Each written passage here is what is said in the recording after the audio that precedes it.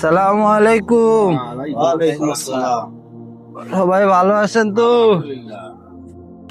আরে বাবা খাইরুল। জি চাচা বলেন, ভালো আছেন? আরে বাবা তোমার এই অবস্থা কে?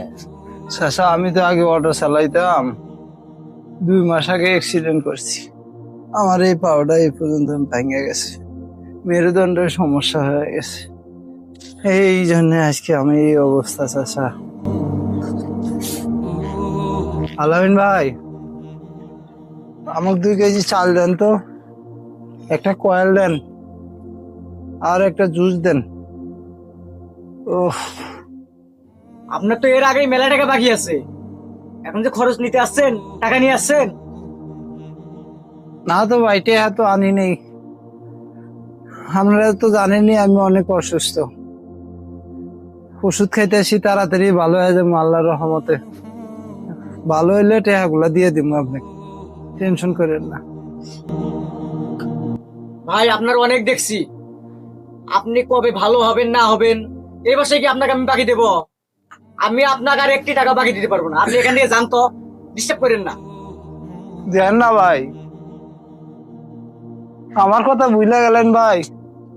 এই দোকানটা যে সময় দিছিলেন সেই সময় আমারই অবদান আছিল।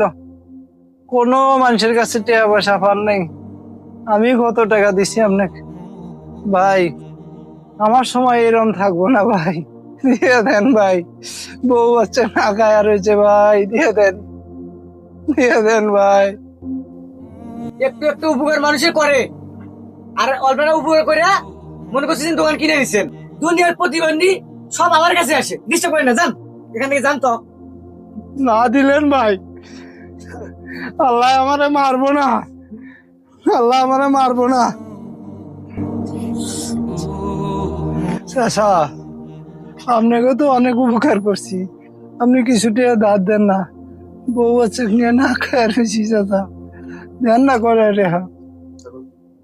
বাবা খাইরুল, আমি তো অনেক দিন হয় বসে আছি, কোনো কর্ম নাই, আমার কাছে টাকা পয়সা নাই। দেখো তুমি অন্য কোথাও পাও নাকি? মন খারাপ করো না বাবা, আমার কাছে টাকা পয়সা নাই। আল্লাহ মারতো না আমাকে, আল্লাহ মারতো না।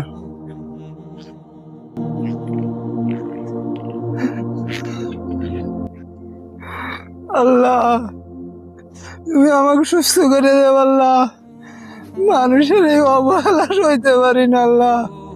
আল্লাহ 2 দিন না খাওয়া থাকতে পারবো আল্লাহ, তারপরে তুমি আমাকে সুস্থ করে দেব আল্লাহ, মানুষের অবহেলা সইতে পারি না আল্লাহ।